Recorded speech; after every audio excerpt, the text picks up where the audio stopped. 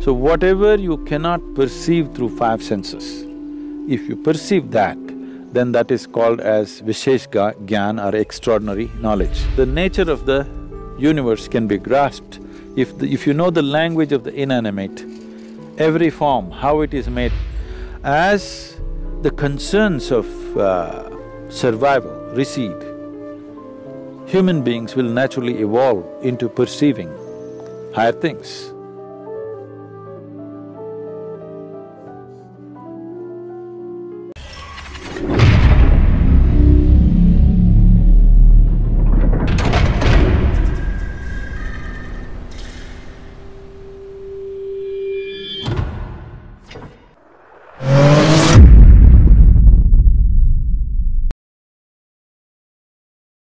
In the yogic system, we look at the human mechanism like this. There are five dimensions to it, there are five layers to it. Usually it's referred to as sheaths, ore it's called, that means sheath, one inside the other. One is the physical body, which is referred to as the food body, because this is essentially a heap of food that we have gathered over a period of time. The next is known as the mental body, because we ascribe intelligence to every cell in the body. There is more memory and intelligence in each molecule of DNA than you can decipher through your brain. That much of intelligence and memory is sitting right here. The third layer is called as the energy body.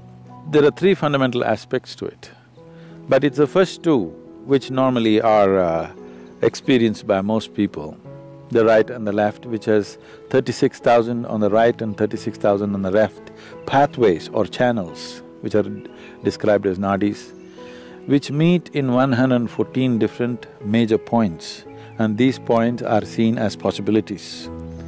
So, mysticism identifies these 114, the geography, the energy geography of the body, and how you could exploit this to transcend the limitations of the human mechanism.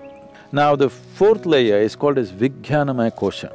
What the word Vijnana means is, it is coming from two different words, Vishesh Gyan. Gyan means knowing or knowledge. Vishesh means an extraordinary way of knowing. So whatever you cannot perceive through five senses, if you perceive that, then that is called as Vishesh Gyan or extraordinary knowledge. So, we are talking about a transitory dimension which is transiting from physical to non-physical. So, the fifth dimension, this is in whatever in the New Age language in America, they're saying this is etheric body. It's not an appropriate description, it is a transitory state where physical is fading out into non-physical nature. The fifth dimension is referred to as Anandamaya Kosha, which literally translates as bliss body. This does not mean there's a bubble of bliss or something inside. It is purely non-physical in nature. Because it is non-physical, we do not know how to define or describe it. There is no definition to it, there is no description to it. We're only talking about it from our experience. Whenever we touch it, we feel blissed out. So like children, we're calling it bliss body, because we do not know what is the nature of what it is, and it is not physical in nature, so we cannot put it into definition of words or descriptions or whatever. Now to enter into this dimension is the whole process of mysticism, because this non-physical nature is further classified in terms of our experience, how profoundly you involve in it. They talk like this. You can be in a fine spray of shower from this non-physical and how you will be. Or you can be drenched with it and how you will be. Or you can soak yourself in it and how you will be. Like this it is described.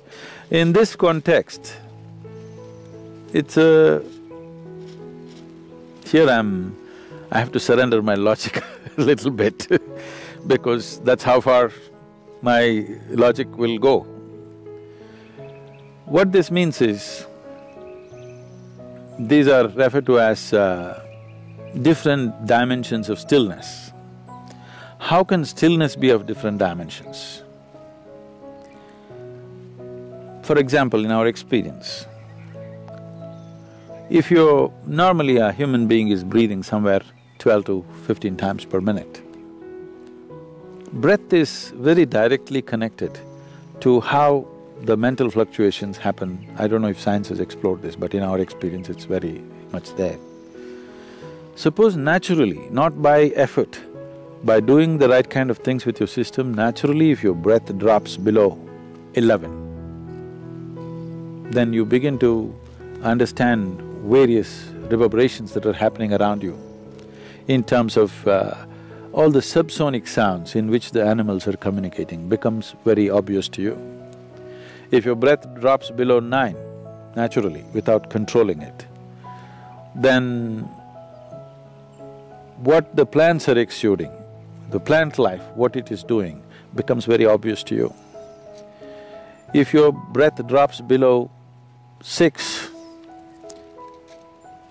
then what the inanimate things, how they're reverberating, this is known as Ritambara Pragna. That means the reverberations of every form and the sounds attached to it become very clear to you. Or in other words, the nature of the universe can be grasped if you know the language of the inanimate.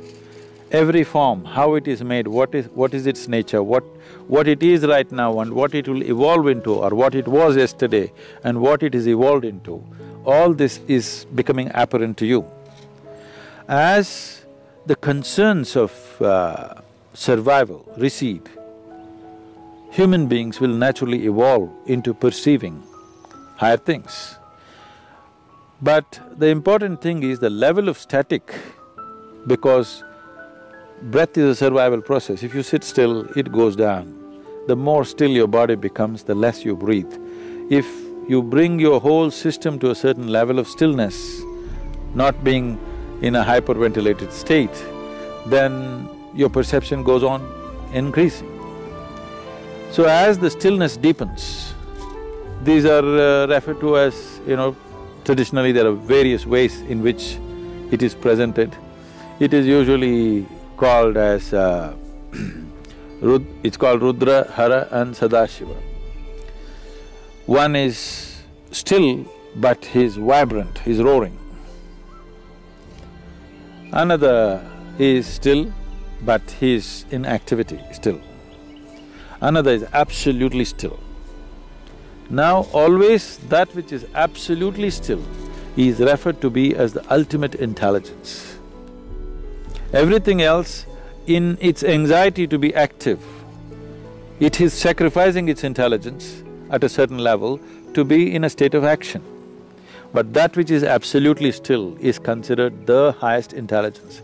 It is only in Eastern mysticism, the source of creation is been always celebrated as the highest intelligence.